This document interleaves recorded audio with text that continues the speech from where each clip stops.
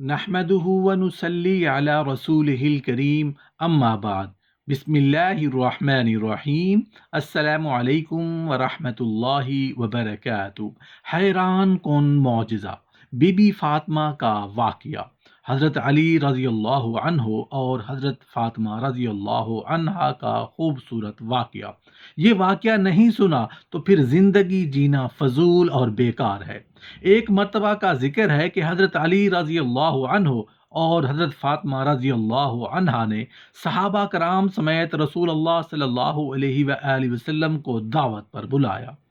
جب رسول اللہ صلی اللہ علیہ وآلہ وسلم اور صحابہ کرام حضرت علی رضی اللہ عنہ اور حضرت فاطمہ رضی اللہ عنہا کے گھر تشریف لائے تو مہمانوں کو مہمان نوازی کے لیے، کھلانے پلانے کے لیے گھر میں کچھ بھی نہیں تھا، کیونکہ حضرت علی رضی اللہ عنہ اور حضرت فاطمہ رضی اللہ عنہا کے گھر تو کئی دنوں سے فاقے چل رہے تھے۔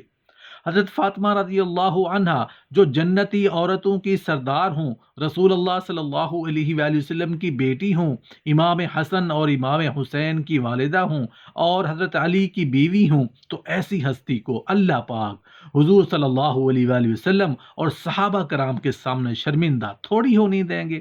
گھر میں فاقے ہیں تو کوئی بات نہیں، گھر میں کھانے پینے کو کچھ نہیں تو کوئی بات نہیں، اللہ تو ہے نا، اللہ تو دیکھ رہا ہے کہ حضور صلی اللہ علیہ وآلہ وسلم اور صحابہ کرام حضرت علی رضی اللہ عنہ اور حضرت فاطمہ رضی اللہ عنہا کے گھر تشریف فرما ہے، مگر مہمانوں کی مہمان نوازی کے لیے تو کچھ بھی نہیں ہے۔ محترم ناظرین، جاننا چاہتے ہیں کہ حضرت فاطمہ رضی اللہ عنہا کے گھر میں پھر کیا حیران کن معجزہ ہوا، اور اسی وقت حضرت جبرائیل علیہ السلام اللہ کی طرف سے حضرت فاطمہ رضی اللہ عنہا کے لیے کیا پیغام لائے، جسے صحابہ کرام دیکھ کر اللہ اکبر کی صدائیں لگانے لگے۔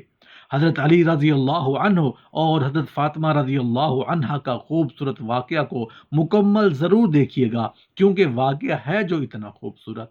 محترم ناظرین، ایک مرتبہ حضرت عثمان غنی رضی اللہ عنہ نے رسول اللہ صلی اللہ علیہ وآلہ وسلم اور صحابہ کرام کو کھانے کی دعوت پر بلایا۔ آپ صلی اللہ علیہ وآلہ وسلم جب حضرت عثمان غنی رضی اللہ عنہ کے گھر کی طرف تشریف لے جا رہے تھے، حضرت عثمان غنی رضی اللہ عنہ ایک خاص مہویت میں ادباً ساتھ ساتھ آپ صلی اللہ علیہ وآلہ وسلم کے قدم گن رہے تھے۔ آپ صلی اللہ علیہ وآلہ وسلم نے پوچھا، عثمان، میرے قدموں کی گنتی کیوں کر رہے ہو؟ سیدنا عثمان غنی رضی اللہ عنہ نے عرض کی، یا رسول اللہ صلی اللہ علیہ وآلہ وسلم، آپ کی تعظیم و توقیر کے لیے میں آپ کے ہر قدم کے بدلے ایک ایک غلام آزاد کر دوں گا۔ دعوت کے بعد تمام اصحاب اپنے اپنے گھروں کو چلے گئے۔ شیر خدا علی المرتضیٰ رضی اللہ عنہ بھی اپنے گھر تشریف لے آئے۔ آپ مغموم دکھائی دے رہے تھے۔ سیدہ فاطمہ الزہرا رضی اللہ عنہا نے پوچھا، آپ بہت غمزدہ دکھائی دے رہے ہیں، کیا بات ہو گئی ہے؟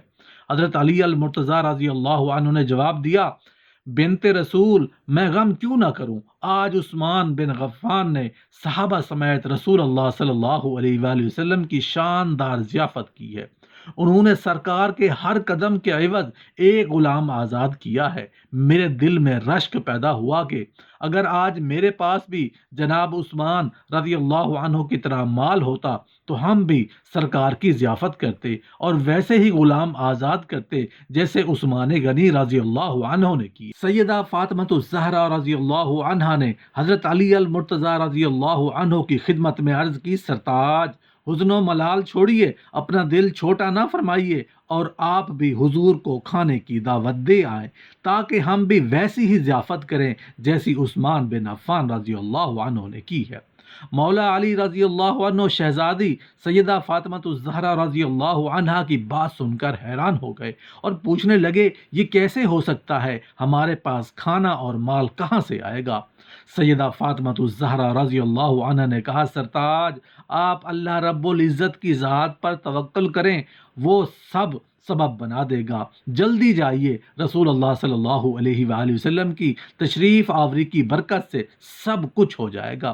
شیر خدا علی المرتضیٰ رضی اللہ عنہ نے سیدہ فاطمہ الزہرا رضی اللہ عنہا کا جذبہ صادق دیکھا تو بہت خوش ہوئے، اور رسول اللہ صلی اللہ علیہ وآلہ وسلم کی بارگاہ میں جا کر عرض کرنے لگے، یا رسول اللہ صلی اللہ علیہ وآلہ وسلم، آپ کی لخت جگر فاطمہ رضی اللہ عنہا نے سلام عرض کیا ہے، وہ آپ کی اور آپ کی اصحاب کی ویسی ہی دعوت کرنا چاہتی ہیں جیسے عثمان غنی رضی اللہ عنہ نے کی تھی۔ آپ تشریف لائیے۔ سیدہ فاطمہ الزہرا رضی اللہ عنہا کی دعوت کو رسول اللہ صلی اللہ علیہ وآلہ وسلم نے قبول فرما لیا اور اپنے لخت جگر کے گھر کی طرف روانہ ہو گئے۔ سیدہ فاطمہ الزہرا رضی اللہ عنہا نے رسول اللہ صلی اللہ علیہ وآلہ وسلم کا استقبال کیا۔ آپ گھر میں تشریف فرما ہو گئے اور اصحاب بھی گھر میں آ گئے۔ کاشانہ زہرا مہمانوں سے بھر گیا۔ تمام مہمان کاشانہ زہرا میں جمع ہو چکے ہیں، لیکن آپ کے ہاں تو فاقوں کا اہتمام ہے۔ سیدہ فاطمہ الزہرا رضی اللہ عنہا نے جائے نماز بچھائی اور سر سجدہ میں رکھ کر بارگاہ رب العزت میں دعا کی، اے میرے مالک، اے میرے رب، اے میرے مولا، تو اپنی بندی کے احوال سے آگاہ ہے۔ مالک، میں نے تیرے حبیب صلی اللہ علیہ وآلہ وسلم کو گھر میں بلا رکھا ہے۔ اے دلوں کی خبر رکھنے والے مالک، تو جانتا ہے کہ میرے دل کی آرزو ہے کہ میں نے تیرے محبوب کی ویسی ہی دعوت کروں جیسی عثمان غنی رضی اللہ عنہ نے کی تھی۔ یا اللہ، تیری بندی میں اتنی استطاعت نہیں، یا اللہ میں تیرے فضل و کرم سے بھیک مانگتی ہوں۔ اے میرے معبود عظیم، میری لاج رکھنا۔ مولا کریم، مجھے اپنے محبوب کے روبرو شرمندہ نہ کرنا۔ مالک، تیری گنہگار کنیز ہوں، اپنے حبیب کے صدقے سے مجھ پر کرم فرما دے۔ آپ نے اپنی اسی کیفیت میں ہنڈیا چولہے پر چڑھا دی۔ سیدہ فاطمہ الزہرا رضی اللہ عنہا کی اشک باری بارگاہ معبود میں منظور و مقبول ہو گئی، اور اللہ تعالیٰ نے اپنی قدرت کاملہ سے جنت کے کھانوں سے ہنڈیا کو بھر دیا۔ سیدہ فاطمہ الزہرا رضی اللہ عنہا سامان طعام لے کر سرکار دو عالم صلی اللہ علیہ وآلہ وسلم کی بارگاہ میں حاضر ہو گئیں۔ رسول اللہ صلی اللہ علیہ وآلہ وسلم نے اپنے صحابہ کرام کے ساتھ کھانا تناول فرمایا۔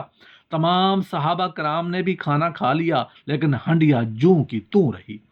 رسول اللہ صلی اللہ علیہ وآلہ وسلم اللہ کی قدرت کے سبب جانتے تھے کہ یہ تمام اہتمام خداوند قدوس کے خاص رحمت سے ہوا ہے۔ آپ نے صحابہ کرام سے پوچھا، اے میرے صحابیوں، جانتے ہو یہ کھانا کہاں سے آیا تھا؟ پھر آپ صلی اللہ علیہ وآلہ وسلم نے خود ہی ارشاد فرمایا، یہ کھانا جنت سے اللہ تعالیٰ نے ہمارے لیے بھیجا تھا۔ صحابہ کرام نے اللہ تبارک و تعالیٰ کی اس نعمت پر شکر ادا کیا اور اللہ تبارک و تعالیٰ کی حمد و ثنا کی۔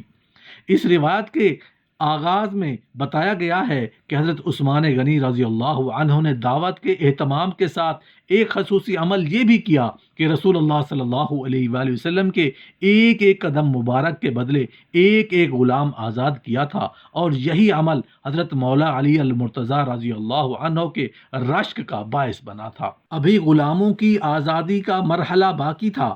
دعوت کے بعد سیدہ حضرت فاطمہ الزہرا رضی اللہ عنہا اپنی خلوت میں داخل ہو کر پھر رونے لگیں۔ آپ نے رو رو کر بارگاہ خداوندی میں عرض کی، اے میرے مالک و مولا، اے معبود عظیم، تو جانتا ہے میرے پاس مال نہیں کہ خرید کر غلام آزاد کر سکوں۔ مولا، میں تیرے فضل سے امید رکھتی ہوں کہ تو رسول اللہ صلی اللہ علیہ وآلہ وسلم کے ہر قدم کے عوض امت محمدیہ کے گنہگاروں کو جہنم سے آزاد فرمائے گا۔ سیدہ فاطمہ الزہرا رضی اللہ عنہا دعا سے فارغ ہوئیں، ادھر حضرت جبرائیل علیہ السلام بارگاہ رسالت صلی اللہ علیہ وآلہ وسلم میں حاضر ہو گئے اور رسول اللہ صلی اللہ علیہ وآلہ وسلم کو اللہ رب العزت کا پیغام دیا کہ آپ کی لخت جگر نے اللہ رب العزت سے مناجات کی کہ آپ کے ہر قدم کے عوض ایک گنہگار جہنم سے آزاد کیا جائے۔ یا رسول اللہ صلی اللہ علیہ وآلہ وسلم، آپ کے ہر قدم مبارک کے بدلے 1000 گنہگار مرد اور 1000 گنہگار عورتیں جن پر جہنم واجب ہو چکی ہے، جہنم سے آزاد کیے جائیں گے، اور یہ سب فاطمہ الزہرا رضی اللہ عنہا کی شان کرامت کی بدولت ہوگا۔ رسول اللہ صلی اللہ علیہ وآلہ وسلم نے صحابہ کرام کو جبرائیل علیہ السلام کا یہ پیغام سنایا تو سب حمد و ثنا کرتے ہوئے اپنے اپنے گھروں کو لوٹ گئے۔ سیدہ فاطمہ الزہرا رضی اللہ عنہا قرآن پاک کی تلاوت کا خصوصی اہتمام کرتی۔ آپ کی ساری رات قیام و رکوع و سجود میں گزر جاتی۔ آپ چکی پیس رہی ہوتی اور تلاوت قرآن جاری رہتی۔ آپ بچوں کو سلا رہی ہوتی تو تلاوت قرآن جاری رہتی۔ آپ اپنے تمام معمولات میں اللہ تعالیٰ کی تسبیح و تحلیل میں مصروف رہتی تھی۔ سفینہ نحو میں حضرت سلمان فارسی رضی اللہ عنہ سے روایت ہے کہ حضرت سلمان فارسی رضی اللہ عنہ فرماتے ہیں کہ میں ایک مرتبہ رسول اللہ صلی اللہ علیہ وآلہ وسلم کے حکم سے سیدہ فاطمہ الزہرا رضی اللہ عنہا کی خدمت میں حاضر ہوا۔ میں نے دیکھا کہ حضرت امام کریمین حسنین رضی اللہ عنہم آرام فرما رہے تھے اور سیدہ فاطمہ الزہرا رضی اللہ عنہا ان کو پنکھا کر رہی تھیں اور آپ کی زبان اقدس سے تلاوت قرآن کریم جاری تھی۔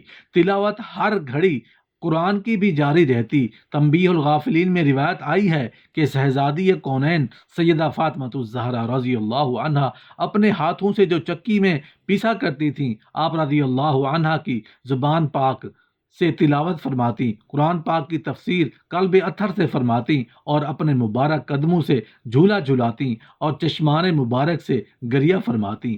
سیدہ فاطمہ الزہرا رضی اللہ عنہا کی سب سے قریبی ہستی کی روایت ملاحظہ فرمائیں۔